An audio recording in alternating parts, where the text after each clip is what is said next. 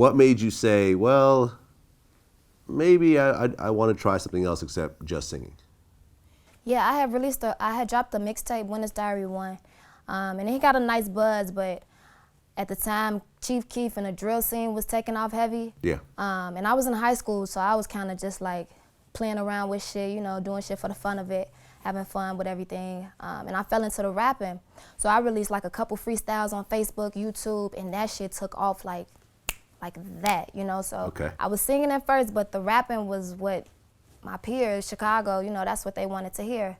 So yeah, that kind of made me just rap more. Well, and then Chief Keef like retweeted one of your raps? Yeah, like I say, 2012 was buzzing. Like Keef had released 300, I remixed it, and the first day I dropped it, he tweeted it like, who is this, you know, who the fuck is this on my beat?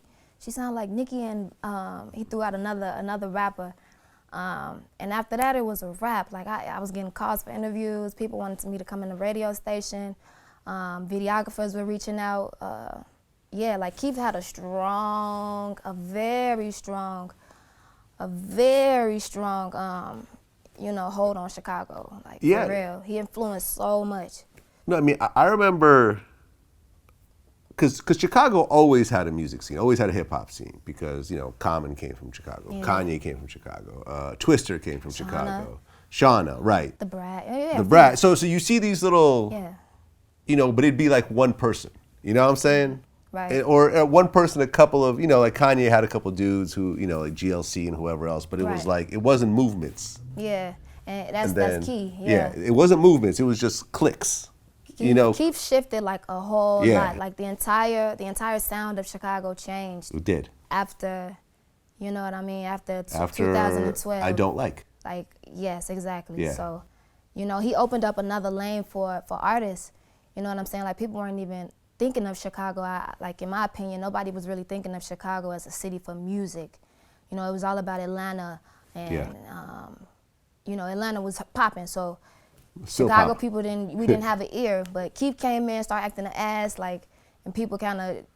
Yeah, and I think Kanye had an important part in that, because when he did the I Don't Like remix. I mean, even though I heard that the song was already building in the city, but like when Kanye did it and he did the remix and he threw like Pusha T and everyone else, it was like there's this big ass spotlight on Chicago, and then suddenly the Reeses and the Dirks and the you know the Herbs and the Bibbies and everybody else. Like, it seems like, you know, and I interview everybody from everywhere. And it seems like Chicago has so many independent artists that are getting 1 million, 2, 3 million views, like with no label, no big push, like people like Ludfo, and you know what I'm saying? Like all these people who you may not have even really heard of, they're never on the radio. I mean, outside of Chicago, you know what I'm saying? I know exactly what you're saying. And it's like all of them are building this huge buzz organically. Like, why do you think that is? We're very organic. Because like people from Chicago, we don't depend on anyone. Like, that's the thing. Like we fuck with self. You feel me? Like when people hear like you from Chicago, they start to feel away, or you know what I mean. So we automatically gonna get it ourselves. You know, like we shoot videos in the crib and make it look like entertainment. Right. You know what like I mean? the I Don't Like video was literally like in his living room or something. Exactly. Bunch of his friends with their shirts off, and it's like a authentic. classic, It's like, you know what I'm saying? It's a What you classic see. video. Like, yeah, what you see is what you get. Yeah. And I think for that reason, people fuck with it. Like, you can't be mad at it. And like I say, it's just, like you said, it's organic. Yeah. So you're now kind of getting caught up in this whole wave that's happening in Chicago. Would that be a fair kind of thing? You know, you're putting stuff out, and you know, you're getting. Yeah, I've shied away from the drill wave though. The drill. Right, but I'm saying, but that's how it started for you, right? Because you're freestyling over a drill song. Yeah. Right.